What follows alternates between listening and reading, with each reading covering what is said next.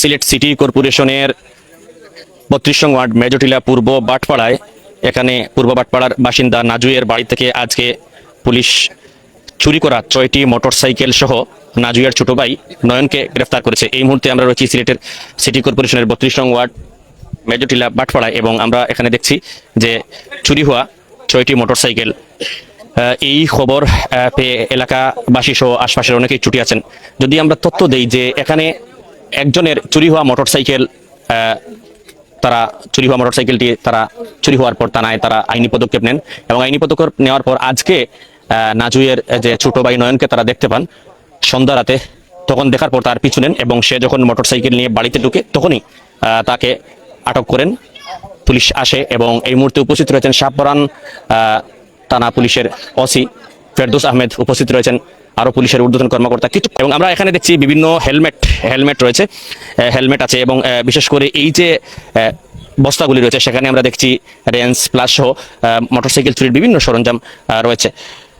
এই খবরটি পেয়ে এলাকাবাসীও সাথে সাথে যারা রয়েছেন এলাকাবাসীর সুধী সমাজ এবং সচেতন সমাজ সাথে সাথেই তারা পুলিশকে জানিয়েছেন এবং যিনি মোটরসাইকেল এর পিছু নিয়ে আসছিলেন তিনিও জানিয়েছেন এবং এলাকাবাসী সহ বিশেষ করে পুলিশের সহযোগিতায় এই 6টি মোটরসাইকেল উদ্ধার করা হয়েছে।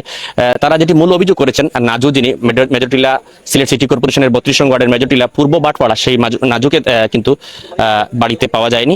তিনি এবং তার ছোট ভাই মোটরসাইকেল যিনি আসছিলেন নয়নকে ইতিমধ্যে পুলিশ গ্রেফতার করেছে। দর্শক, আমরা কিছুক্ষণ পরে এ বিষয়ে পুলিশ যে কর্মকর্তাদের যে প্রেস ব্রিফিং, সেই প্রেস ব্রিফিংটি আমরা আপনাদেরকে দেখাবো এবং এই ঘটনার পর পুরো এলাকা থেকে অনেকেই ছুটে আসছেন এবং জানার চেষ্টা করছেন। আমরা এখন মাত্র 6টি মোটরসাইকেল এখানে জব্দ করা হয়েছে। অনেকেই দাবি করেছেন আরো অনেকের মোটরসাইকেল চুরি হয়েছে, অনেকের হেলমেটও চুরি হয়েছে, সেগুলি নিয়ে তারা বলছেন। তবে মোট এখানে 6টি মোটরসাইকেল দেখা যাচ্ছে। আর কি উদ্ধার হয়েছে কিংবা পুলিশ আর কি তথ্য পেয়েছে এ বিষয়ে এখন আমাদেরকে জানায়নি। আমরা কিছুক্ষণ পরে সেই তথ্য পাওয়ার পরই আমরা আপনাদেরকে জানিয়ে দেবো। এই খবরটি পাওয়ার সাথে সাথে সিলেটের ইলেকট্রনিক্স মিডিয়া, টেলিভিশনের সাংবাদিকবৃন্দ, পত্রিকার সাংবাদিকবৃন্দ এবং অনলাইন মিডিয়ার যারা সংবাদকর্মী রয়েছেন তারা ছুটে এসেছেন।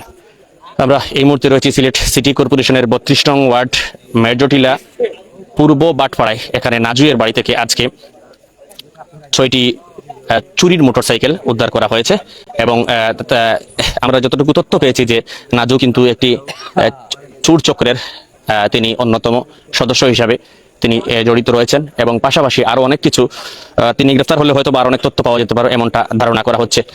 ধন্যবাদ। আমরা এখানে গোপন তথ্যের ভিত্তিতে অভিযান করে এখানে 6টা মোটরসাইকেল এবং 6টা মোটরসাইকেল উদ্ধার করা হয়েছে। তিনটা না চারটা মোটামুটি অক্ষত আছে আর কিছু মোটরসাইকেলের সিট কভার সহ বিভিন্ন যন্ত্রাংশ খুলে ফেলা হয়েছে।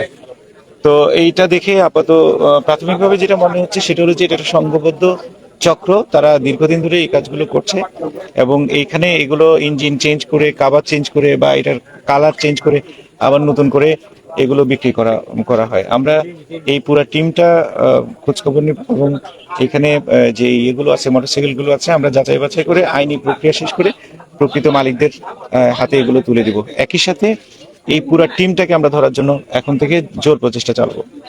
এই যে খবর পেলেন, আপনারা কিসের মাধ্যমে খবর পেলেন যে গাড়ি এই জায়গায় আছে বা গাড়ি এই জায়গায় আছে? না, এটা একটা ইনফরমেশন, গোপন একটা তথ্যের ভিত্তিতে আমরা এরকম খবরটা পেয়েছি, তারপরেই আমরা সাথে সাথে এটা অ্যাড্রেস করেছি। সিলেটে প্রতিনিয়ত আমাদেরকে নিউজ করার পর অনেকেই হোয়াটসঅ্যাপে নক করছেন মোটরসাইকেল আজকে চুরি হচ্ছে। প্রতিনিয়ত যে মোটরসাইকেল চুরি হচ্ছে, আগামী দিনে আপনাদের পুলিশের কি বিশেষ কোনো চোখ থাকবে কিনা? আচ্ছা, এখন দেখেন আমাদের প্রত্যেকটা কাজই বিশেষ। এই যে ধরেন এখন এই ছিনতাইকারী, মাদক সেবী এগুলোর বিরুদ্ধে অভিযান চলছে, মোটরসাইকেল চোর এদের বিরুদ্ধে অভিযান চলছে।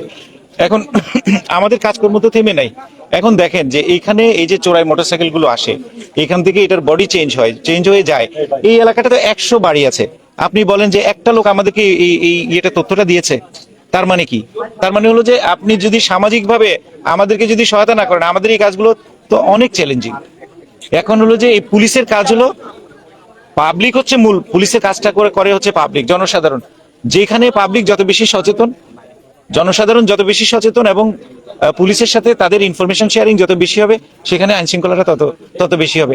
আপনার পাশেই হয়তো দেখা যাচ্ছে যে মদ গাঁজা সেবন করা হচ্ছে, আপনি সেটাকে সহ্য করে যাচ্ছেন, পুলিশকে জানাচ্ছেন না, তাহলে পুলিশ কাজটা কিভাবে করবে? আমরা তো মানে এরকম দিব্য জ্ঞান প্রাপ্ত না যে আপনার একটা জিনিস চুরি হয়ে যাওয়ার সাথে সাথে আমি সেটা উদ্ধার করে ফেলবো। আমাদের তথ্য লাগে, প্রমাণ লাগে, তারপরে যুক্তি লাগে। এই অনেকগুলো জিনিসকে একত্রিত করে এক সুতায় বেঁধে আমাদের তদন্তটা করতে হয়। আমরা ইনশাল্লাহ এই কাজগুলোতে আমরা আরো জোরদার করবো এগুলো, এবং এখানে এই মোটরসাইকেল এই চক্র এবং অন্য আরো যারা আছে তাদেরকে আমরা ধরার জন্য সর্বতভাবে আত্মনিয়োগ করবো ইনশাল্লাহ। এই পর্যন্ত কয়জনকে গ্রেপ্তার করা হলো? এখান থেকে আমরা একজনকে গ্রেপ্তার করেছি। আজকে কি কি জিনিস আপনারা জব্দ করছেন বা উদ্ধার করছেন এখানে? কয়টি মোটরসাইকেল এবং কি কি মালামাল? আচ্ছা, জব্দ তালিকাটা এখন এটা এক্স্যাক্টলি এই জব্দ তালিকা করা হয়েছে। 6টি মোটরসাইকেলের বিভিন্ন যন্ত্রাংশ আর এটা পূর্ণাঙ্গ একটা মাস্টার কি সহ আনুষঙ্গিক আরো কিছু আলামত আছে। পূর্ণাঙ্গ জব্দ তালিকা তৈরি করে আপনাদের দেওয়া হবে। Thank you.